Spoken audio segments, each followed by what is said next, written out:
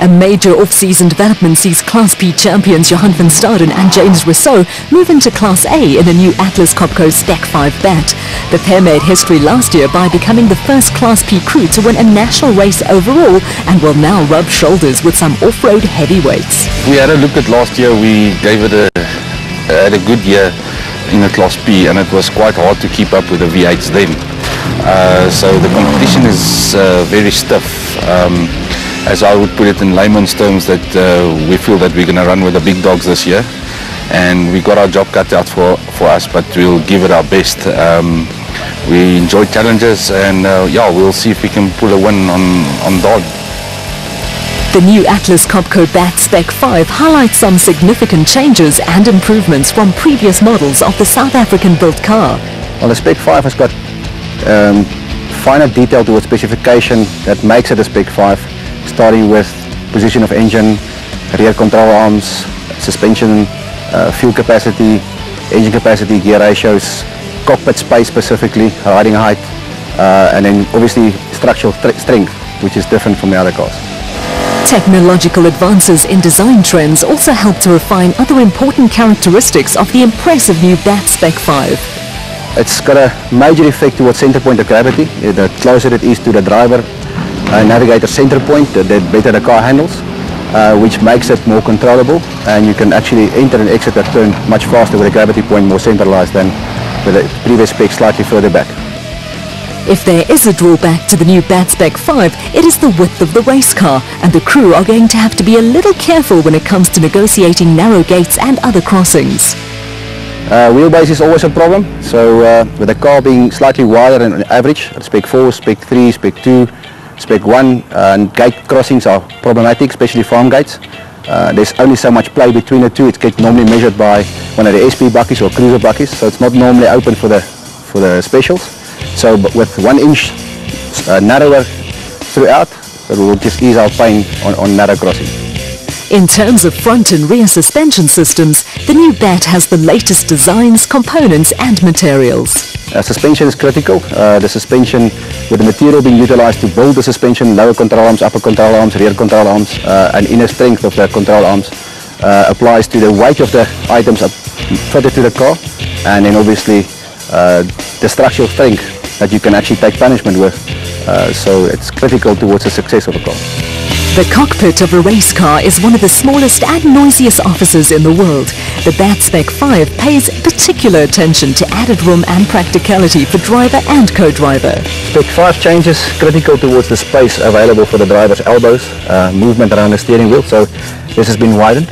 We've actually, for visual vision, has been opened up by lifting the roof, not angled at the Spec 4 but more straight out with the Spec 5, which opens your view. We actually have now visibility on the left front wheel for the first time in any spec build, where we used to be able to have only visibility on the right hand front wheel, thereby judging your size of the car, so it makes it a bit easier.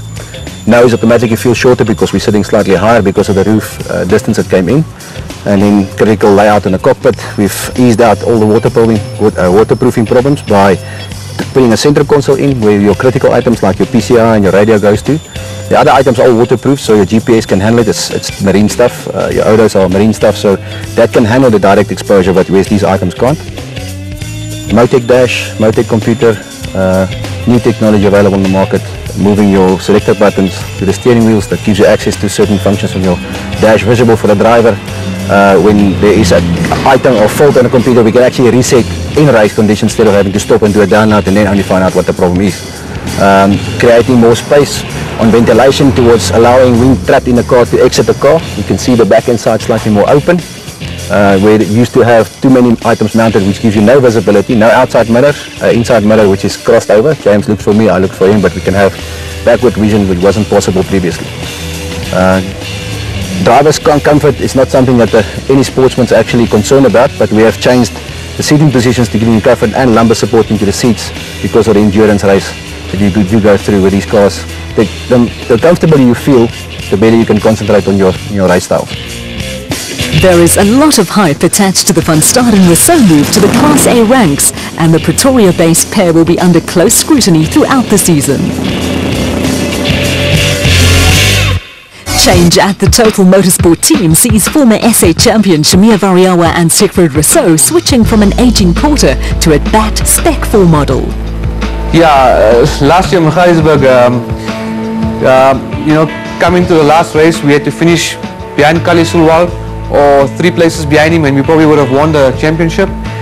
We went into the event with that frame of mind, and the car let us down. And it's so funny because when you drive the car very hard, she lasts, and when I drove it slow, she broke. So unfortunately, we finished second in the championship.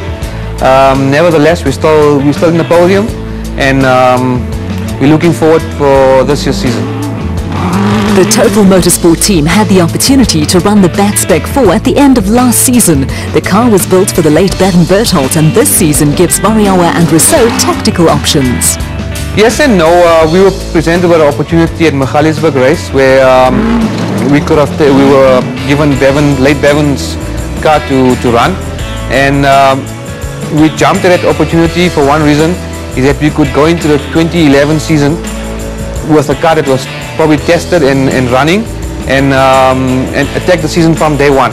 From the first event, attack it. And that's one of the reasons why we went to Bevan's car or to BAT Spec 4. The vastly experienced Shamir Variawa now faces a period of adjustment as he switches to a car with inherently different characteristics to the American-built Porter. The driving style from the Porter and the Spec 4, Porter, more nippier car. You can change directions very easy in terms of the course, and BAT, I think it has a longer wheelbase, so it's slightly more delayed in the reaction. So, but she does get the power down better than the Porter, and which probably means that you don't have to drive the car as hard but you drive the other car.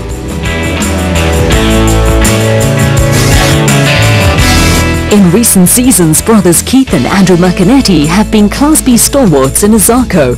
The team has split up this year, and Keith will continue in Class B with a new co-driver. Well, last year was a little bit disappointing, so this season we plan to finish every race, and we're going to do the whole season. Remaining in Class B, I've got a new navigator. There's a major change. Somebody who's new to the sport, introducing new blood, a fellow called Letlatsa Lahana. And main thing is we've changed the car a little bit. Every year we try and improve it. The main thing is the steering. We've changed the steering. So we hope to perform much better this year than we did last year. There is nothing sinister behind the scenes in the breakup of the partnership between the Mcnerty brothers. In fact, it brings another entry into the equation, and Andrew Mcnerty will now join the driver ranks campaigning a Zarko that will run in Class P of the Special Vehicle Championship. Yeah, I thought after a couple of years of navigating that it'd be nice to drive, and we're getting on in age, and my brother's been driving very well in the last year, and I didn't think it was fair for him to step over and let me drive and him navigate, so we decided that we'd have to split the family partnership, and he must drive and I must drive. So I decided to get a car and drive in Class B. In deciding on what vehicle to buy, Andrew Mcnerty decided to continue the family relationship with Zarko and acquired a car originally built for a team from the Democratic Republic of the Congo. The issue with cars, there are a lot of good brands out there, whether it's BAT, whether it's Zarko, or whether it's even SVR Racing. I think the issue is we've got quite close to Hendrik and the Zarko family, and they've done a good job for us, and why change if you're happy? And I decided to stay within the Zarko family. The Silwald teams led by SA champions Kali and Quinton Silwald will again be at the forefront of the Class A challenge. The Motorway team is strengthened by the addition of Nick and Ryan Harper from the Atlas Copco camp, and Jimmy Zaus and Stefan Kutsia on potential race winners in the Cobalt Racing BAT. Keith DeToy and Ashley Thorne in the White Star Racing BAT were among last year's race winners, and others with the potential to produce surprise results include Class P graduates David and Gary White in the Rubicon Racing BAT and the Parker brothers Brett and Steve in a Jimco. On the Class P front, The two Century Racing entries of Colin Matthews, Alan Smith and Mark Corbett and Rudy Balzar will be frontrunners along with the husband and wife pair of Marius and Yolinda Fourie in the PHB bat, with veteran Nick Gosselin now paired with Andrew Macy in the men's health Sarco. The championship-winning Adenko team will also have a new look in 2011 with major changes in the Cape-based squad scheduled for later in the season. The boys will be moving up to Class A a little bit later in the year, and we'll progress to Class B. We have a complete change of classes during the course of the year. The AXA Championship again gets underway with the Adenko 400, and the citizens of Darling and surrounding areas turn the event into a community project. Well, yes, we're very much proud to be associated with the ABSA Off-Road Championships. It's the third year that Adenko is hosting the event or sponsoring the event, and yes, we hope to make it quite a successful event. From Darling, the championship moves to Mpumalanga for the Toyota Dealer 400, with the Atlas Copco-backed Battlefields 400 in the KwaZulu-Natal Midlands next on the agenda. The season reaches the halfway mark with the Toyota Kalahari 1000 Desert Race in Botswana.